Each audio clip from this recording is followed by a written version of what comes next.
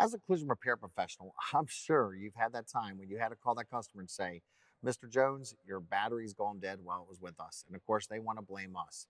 So the reality is, ladies and gentlemen, we know factually that over 20% of all vehicles that come into a collision repair shop need a battery before we even touch it.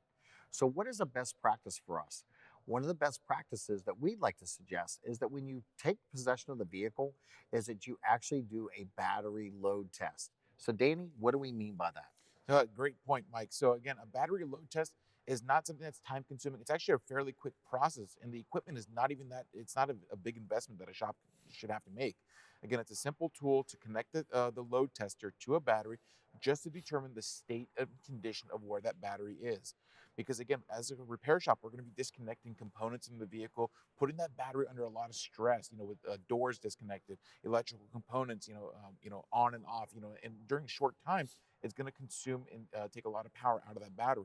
So again, doing a load test up front can determine if that battery is in a condition that we can properly work on that vehicle. In addition to that, then we'll determine as repairs, do we have to put additional battery support, maybe put it on a charger? But again, we can prevent a lot of these discussions in the middle of the repair and not have any hidden surprises down the road. So again, do a battery load test up front. You can save a phone call, and more importantly, maintain a positive customer experience. If you found today's tip helpful, please hit that thumbs up button and share the video with your family and friends. Comment below for any future suggestions. These videos are made possible by the Society of Collision Repair Specialists.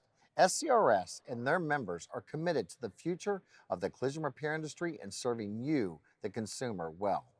For more information, visit scrs.com or use the link in the description below.